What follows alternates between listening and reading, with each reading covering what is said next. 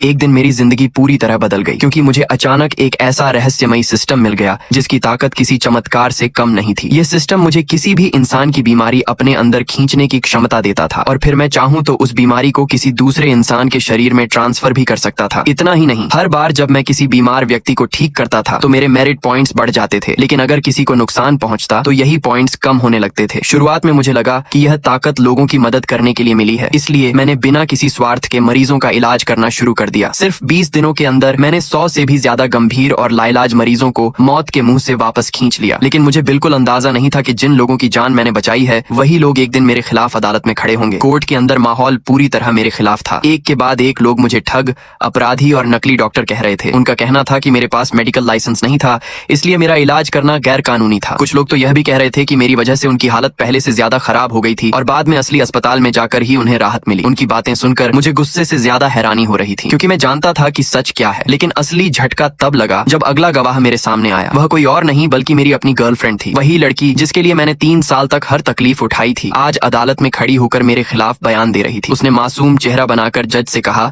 कि वह यह सब मेरी भलाई के लिए कर रही है, क्योंकि वह नहीं चाहती कि मैं गलत रास्ते पर चलता रहूं। लेकिन मैं उसकी असलियत जानता था। उसने पहले ही किसी अमीर आदमी से शादी करने का फैसला कर लिया था और अब वह मुझे पूरी तरह बर्बाद करके अपनी नई जिंदगी शुरू करना चाहती थी। इसके बाद सरकारी वकील खड़ा हुआ और उसने अदालत से मांग की कि मुझे 50 साल से ज्यादा की जेल की सजा दी जाए, करोड़ों का मुआवजा भरवाया जाए और जिंदगी भर के लिए मेडिकल क्षेत्र में काम करने से रोक दिया जाए। उसकी बातें सुनकर ऐसा लग रहा था जैसे फैसला पहले ही सुनाया जा चुका हो। लेकिन मैंने हार नहीं मानी। मैंने जज से सिर्फ एक आखिरी मौका मांगा और कहा कि अगर यहाँ मौजूद सभी लोग अब भी यह साबित कर दें कि मैंने उन्हें नुकसान पहुंचाया है तो मैं बिना किसी बहस के सारे आरोप स्वीकार कर लूंगा। मेरी बात सुनकर कोर्टरूम में कुछ सेकंड के लिए पूरी खामोशी छा गई। सबसे पहले एक बुजुर्ग महिला को गवाही के लिए बुलाया गया। ये वही महिला थी जिसे मैंने मुफ्त में ठीक किया था और इलाज के बाद अपनी जेब से पैसे देकर घर भी भेजा था। लेकिन आज वह मेरी तरफ उंगली उठाकर कह रही थी कि मैंने उसे नकली दवाइयां दी, उसके पैसे ठगे और उसकी बीमारी को और बढ़ा दिया। उसकी झूठी गवाही खत्म होते ही मेरे सामने सिस्टम की स्क्रीन चमकी। उस पर उसकी सभी बीमारियों की जानकारी दिखाई दी और उसी पल मुझे समझ आ गया कि यह सिर्फ शुरुआत है, क्योंकि अब एक एक करके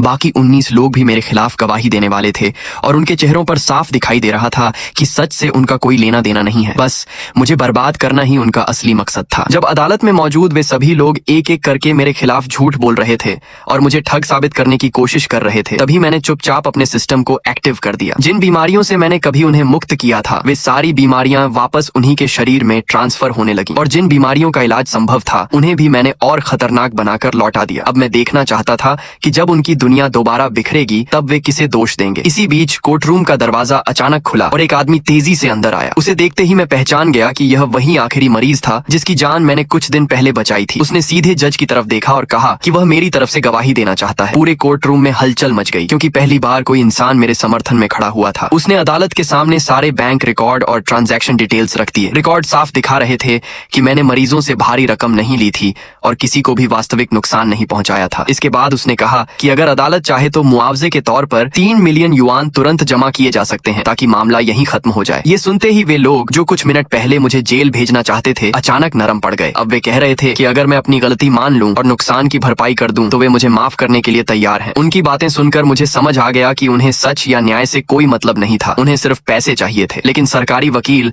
अभी भी पीछे हटने को तैयार नहीं था। उसने अदालत से कहा कि चाहे किसी को गंभीर नुकसान हुआ हो या नहीं, फिर भी समाज पर इसका बुरा असर पड़ा है। इसीलिए अगर मुझे जेल से बचना है तो मुझे एक ऐसे दस्तावेज पर हस्ताक्षर करने होंगे जिसमें लिखा होगा कि मैं जिंदगी भर कभी भी मेडिकल प्रैक्टिस नहीं करूंगा। मेरे वकील ने तुरंत आपत्ति दर्ज कराई, लेकिन जज ने उसे खारिज कर दिया। फिर मुझे चेतावनी दी गई कि अगर भविष्य में मैंने किसी इंसान का इलाज किया तो उसे गैर कानूनी चिकित्सा नहीं बल्कि हत्या के प्रयास जैसा अपराध माना जाएगा। कुछ सेकंड तक मैं उस कागज को देखता रहा, फिर आखिरकार मैंने उस पर साइन कर दी। अदालत से बाहर निकलते समय मुझे एहसास हुआ कि मैंने लोगों की जान बचाने के लिए सिर्फ कुछ दर्जन युआन लिए थे, लेकिन अपनी आजादी और सम्मान बचाने के लिए मुझे लाखों युआन चुकाने पड़े। यह सौदा जितना हास्यास्पद था उतना ही दर्दनाक भी। मेरे वकील ने अफसोस जताया कि वह मेरा नाम पूरी तरह साफ नहीं कर सका। इसके बाद एक प्रभावशाली परिवार के प्रतिनिधि ने मुझे अपने निजी डॉक्टर के रूप में काम करने का प्रस्ताव दिया, लेकिन मैंने मुस्कुराकर मना कर दिया और कहा कि अब मैं इंसानों का डॉक्टर नहीं हूँ, अब मैं सिर्फ जानवरों का इलाज करूंगा। उस रात जब मैं अकेला था, सिस्टम लगातार नोटिफिकेशन भेज रहा था। जिन लोगों ने अदालत में मेरे खिलाफ झूठ बोला था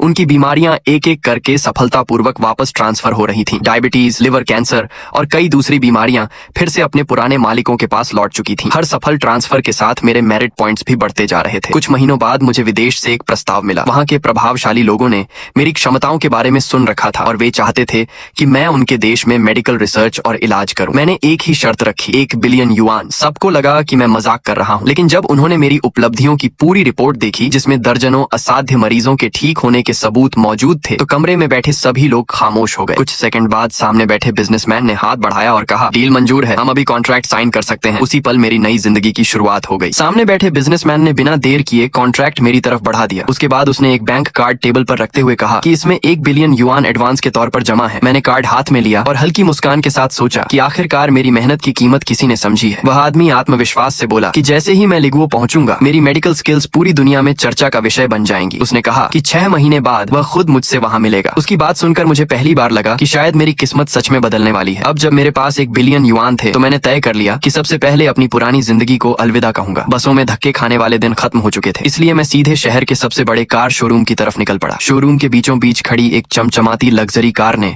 मेरा ध्यान खींच लिया। सेल्समैन उसकी खूबियां बताने ही वाला था कि मैंने उसे रोककर कहा, मुझे पसंद है, मैं यही कार खरीद रहा हूँ। लेकिन कार खरीदना सिर्फ शुरुआत थी, क्योंकि मेरे पास एक और अधूरा काम बाकी था। उधर दूसरी तरफ लूसी और टॉम मेरे पुराने इलाज के रिकॉर्ड खंगाल रहे थे। टॉम को यकीन था कि मेरी सफलता का राज किसी खास दवा या फॉर्मूले में छिपा हुआ है। उसने मेज पर रखी जड़ी बूटियों की तरफ इशारा करते हुए पूछा कि क्या यही वह चमत्कारी नुस्खा है जिसका मैं इस्तेमाल करता था। लूसी ने पूरे भरोसे के साथ सिर हिलाया। उसके मुताबिक जब भी मैं किसी मरीज का इलाज करता था, तो आखिर में उसे इन्हीं जड़ी बूटियों से बना एक सूप पिलाता था। इसलिए उसे पूरा विश्वास था कि मेरी सारी ताकत इसी नुस्खे में छिपी हुई है। दोनों इस भ्रम में थे कि उन्होंने मेरा सबसे बड़ा राज खोज लिया है। उन्हें जरा भी अंदाजा नहीं था कि वे जिस चीज को चमत्कारी दवा समझ रहे हैं, वह सिर्फ एक साधारण हर्बल ड्रिंक थी। असली ताकत तो उस सिस्टम में थी जिसके बारे में दुनिया में कोई नहीं जानता था। इसी दौरान टॉम के पास एक फोन कॉल आई। कॉल खत्म होते ही उसके चेहरे का रंग बदल गया। उसे पता चला कि मैं जेल नहीं गया हूँ, बल्कि एक नए सबूत और भारी सेटलमेंट की वजह से मुझे तुरंत रिहा कर दिया गया है। यह खबर सुनते ही टॉम गुस्से से भर गया। उसे यकीन था कि इस बार मैं पूरी तरह बर्बाद हो जाऊंगा, लेकिन उसकी सारी योजना पल भर में नाकाम हो चुकी थी। दूसरी तरफ मैं शांत था, क्योंकि अब हिसाब बराबर करने की बारी मेरी थी। कुछ समय बाद हमारी मुलाकात आमने सामने हुई। टॉम ने मुझे घूरते हुए कहा कि मैं उसका कुछ नहीं बिगाड़ सकता, लेकिन उसके शब्दों में जितना घमंड था, उसकी आंखों में उतना ही डर छिपा हुआ था। मैंने उसकी तरफ देखते हुए सोचा